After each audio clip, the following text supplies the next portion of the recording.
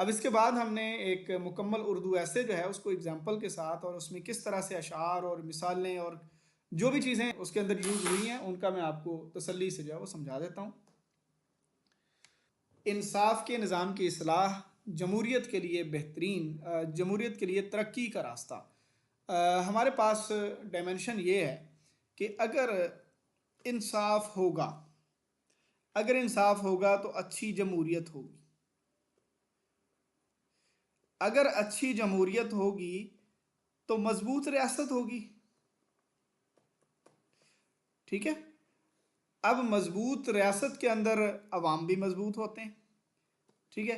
अवाम के हकूक उनको मिलते हैं, जुर्म करने वाले को सज़ा मिलती है, करप्शन नहीं होती या करप्शन करने वाला पकड़ा जाता है और एक दूसरे के राइट्स का मुकम्मल ख्याल रखा जाता है।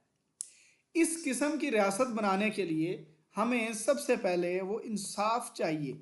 इंसाफ सिर्फ अदालतों वाला नहीं है, इंसाफ पार्लियामेंट में भी होता है, इंसाफ अदालत में भी होता है, इंसाफ माशरे में भी होता है, इंसाफ आपके इंतज़ामी पोस्टों पर भी होता है। कल को आपने तहसीलदार बन जाना है या पीएमएस ऑफिसर बन जाना तो आपने भी एक इंसाफ लोगों के साथ करना है। लोगों के जो हक हैं वो उन तक आपने पहुंचाना है उसको। तो इसका ज़रा आउटलाइन देख लेते हैं इसकी। तारफ़ एक पैराग्राफ आ जाएगा। तारफ़ क्या होगा कि इंसाफ के निज़ाम की अहमियत क्या है। इंसाफ का निज़ाम अच्छा होगा तो रियासत किस तरह से ऊपर जाती है, इंसाफ का निज़ाम ठीक नहीं होता तो रियासत किस तरह से गिर जाती है, और इंसाफ के निज़ाम की बेहतर ना होने की सिचुएशन में आप पाकिस्तान का फिर जिक्र स्टार्ट कर देंगे। पाकिस्तान में इंसाफ का निज़ाम नहीं है तो उससे क्या क्या मसाइल हैं, और पाकिस्तान में अगर हकीकी जमहूरियत हम लाना चाहते हैं तो इंसाफ क्यों ज़रूरी है। अब पाकिस्तान में जमहूरियत की हालत, इसके ऊपर एक पैराग्राफ आ जाएगा। हकीकी जमहूरियत में इंसाफ का किरदार क्या है। कानून की हुक्मरानी को बरकरार रखता है क्या, इंसाफ। शहरियों के हकूक़ और आज़ादियों का तहफ़्फ़ुज़ करता है, इंसाफ। ताकत के गलत इस्तेमाल को रोकता है, इंसाफ। इंसाफ से समाजी हम आहंगी इंसाफ समाजी हम आहंगी बढ़ाता है। शहरियों की शिरकत को, ये शिरकत वाला क्या, सियासी, ये सियासी नुमाइंदगी की बात हो रही है। ठीक है। यहाँ पे आप शहरियों की सियासी नुमाइंदगी को बढ़ाता है। इंसाफ होगा तो फिर ही है ना, सबको इलेक्शन में भी पूरे मौके दिए जाएं इंसाफ के साथ। अच्छा, जमहूरियत के लिए अक़दामात, हकीकी जमहूरियत के लिए अक़दामात, और इन तमाम अक़दामात को हम इंसाफ के साथ जोड़ेंगे किस तरह से। अदली मजबूत करना है, फिर इंसाफ, और फिर हकीकी जमहूरियत। और इंतखाबी सब की नुमाइंदगी को बेहतर बनाती हैं। ये इंतखाबी इस्लाहात, ये भी इंसाफ की बात हो रही है, ये भी हकीकी जमहूरियत को मजबूत करेगी। शफाफियत भी इंसाफ की चीज़ है, और अकाउंटेबिलिटी भी इंसाफ की चीज़ है, ये भी हकीकी जमहूरियत को मजबूत करेंगी।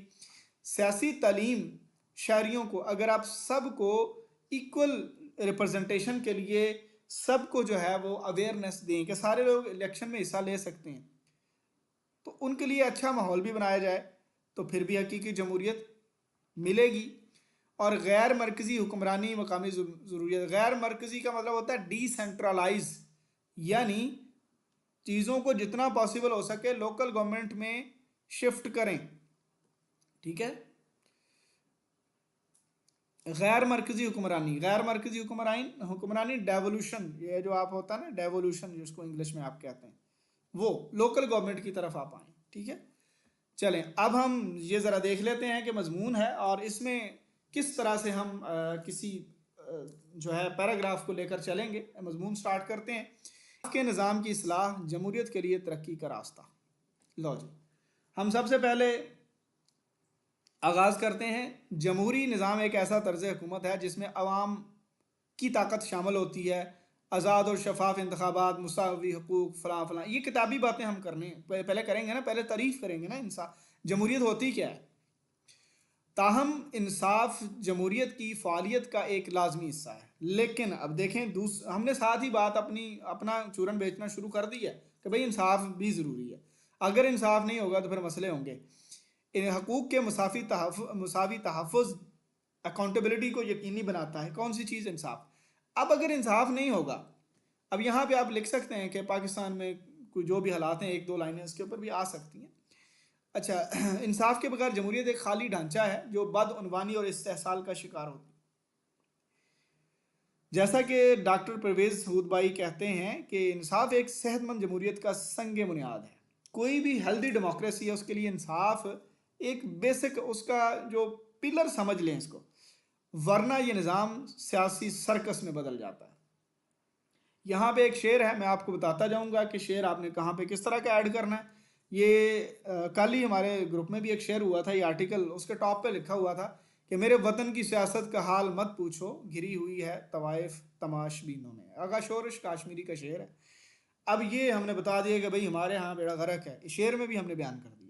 तो पाकिस्तान में जमहूरी इदारे अक्सर अदलिया की आज़ादी और बदनवानी जैसे चैलेंजेस का हमने रखना इंसाफ को साथ साथ है जमहूरियत के लिए। देखें पाकिस्तान में जमहूरी इदारे अक्सर, जमहूरी इदारे कौन से हैं, पार्लियामेंट्स वगैरह, अक्सर अदलिया की आज़ादी और बदनवानी जैसे चैलेंजेस, अदलिया की आज़ादी, अच्छा, और बदनवानी, अदलिया की आज़ादी के मुतल्लक चैलेंजेस हैं। अदलिया की आज़ादी तो खैर चैलेंज नहीं है, अदलिया की आज़ादी के मुतल्लक और बदनवानी जैसे चैलेंजेस, ये इमला की गलती ज़रा करेक्ट कर लें, जो जमहूरी अखदार की तरक्की में रुकावट बनते हैं। आयशा सिद्दीक़ा एक तज्ज़िया कार हैं, उन्होंने कहा कि पाकिस्तान की अदलिया जो है वो कागज़ों में ही आज़ाद नहीं होनी चाहिए, नज़रियाती तौर पर आज़ाद है लेकिन वो कामों में आज़ाद नहीं है। वो एक एक फैसले में बहुत सारे मिसाइल हैं जिनमें सर फहरिस्त निज़ाम इंसाफ है, निज़ाम इंसाफ से मुतल्लिका मसाइल, ठीक है। बाकी निज़ाम के तमाम हिस्से निज़ाम की शफाफियत के साथ मुंसलिक हैं।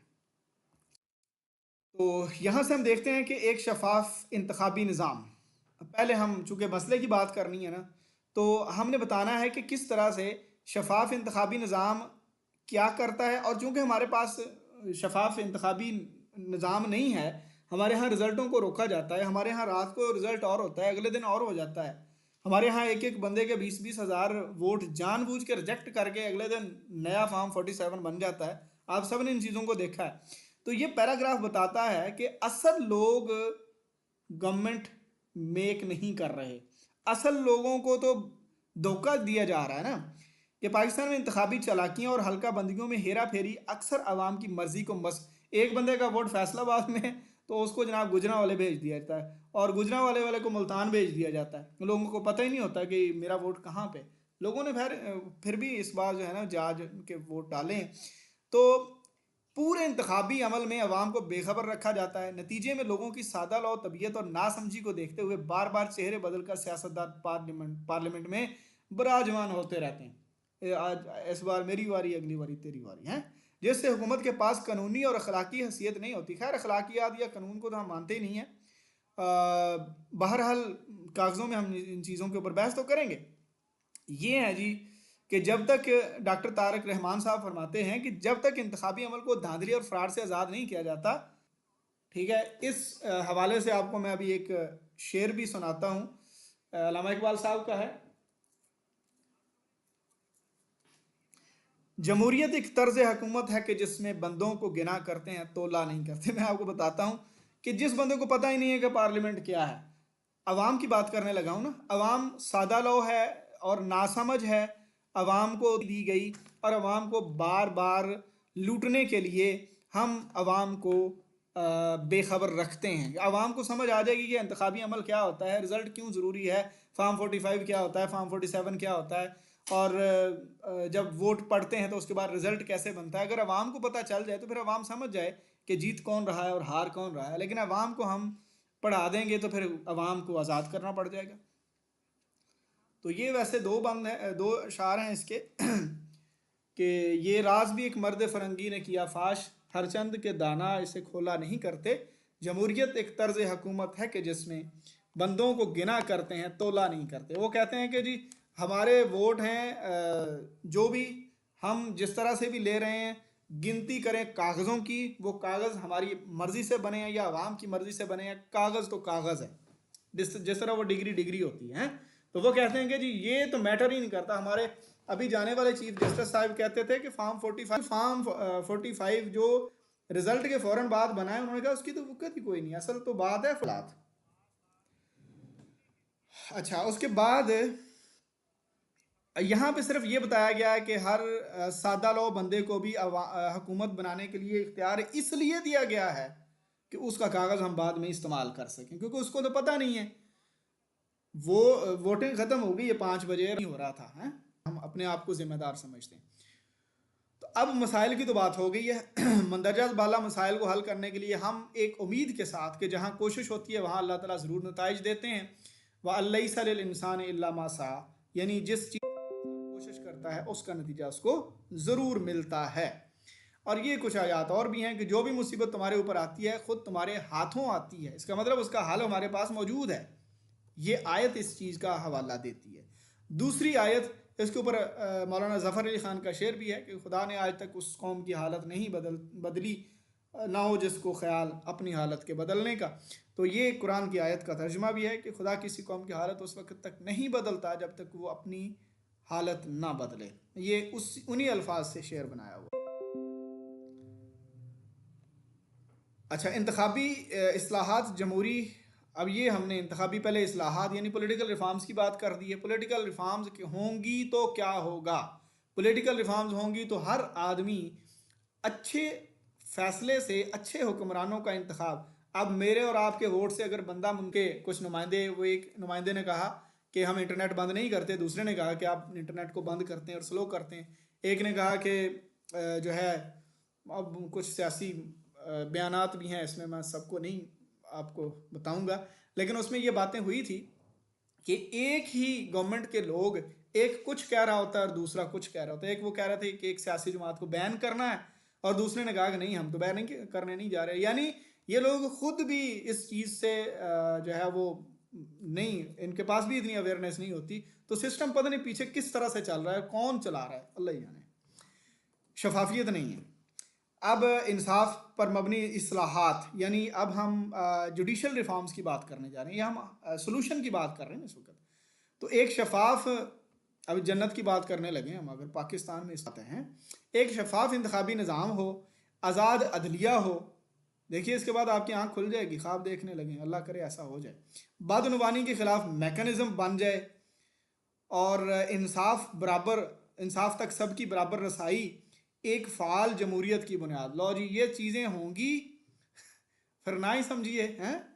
अल्लाह ताला खैर करे, हमें पूरी उम्मीद रहना चाहिए। बहरहाल ये सारी चीज़ें बहुत स्ट्रॉन्गली कनेक्टेड हैं अच्छी जमहूरियत और एक एक्टिव डेमोक्रेसी के लिए। डॉक्टर आयशा सिद्दीक़ा ने कहा है कि पाकिस्तान की जमहूरियत इंसाफ के बगैर नहीं चल सकती। हर इदारा, अदलिया, मुक़न्ना और इंतज़ामिया, ये 3 पिलर होते हैं किसी भी स्टेट के। आजकल हम कहते हैं मीडिया भी है, क्योंकि मीडिया सब कुछ चला रहा है। तो इंसाफ और जवाबदेही अकाउंटेबिलिटी को कहते हैं, यकीनी बनाने के लिए हम आहंगी से काम करना चाहिए हैं। मुकम्मल मुनसिफाना निज़ाम के क़याम के लिए हर किस्म का इंसाफ। मैंने पहले कहा था कि ये वो जो अदालतों में होता है, 6 महीने के बाद गवाही, 6 महीने के बाद गवाह तब्दील, 6 महीने के बाद वकील तब्दील, वो वाला इंसाफ नहीं।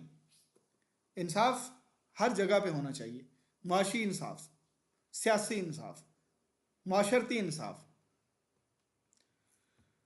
अच्छा, यहाँ पे एक शेर है मंजूर हाशमी का कि यकीन हो तो रास्ता निकलता है, हवा की ओट भी लेकर चिराग जलता है। नहीं, हवा होगी बहुत तेज़ तो चिराग ज़ाहिर है बुझ जाएगा, लेकिन हवा के बगैर चलता भी नहीं है। हमें एक उम्मीद के साथ इन चीज़ों के ऊपर चलना होगा और इन सॉल्यूशंस को पाकिस्तान की जमहूरियत के लिए, पाकिस्तान की जमहूरी मुस्तकबिल के लिए लाना होगा।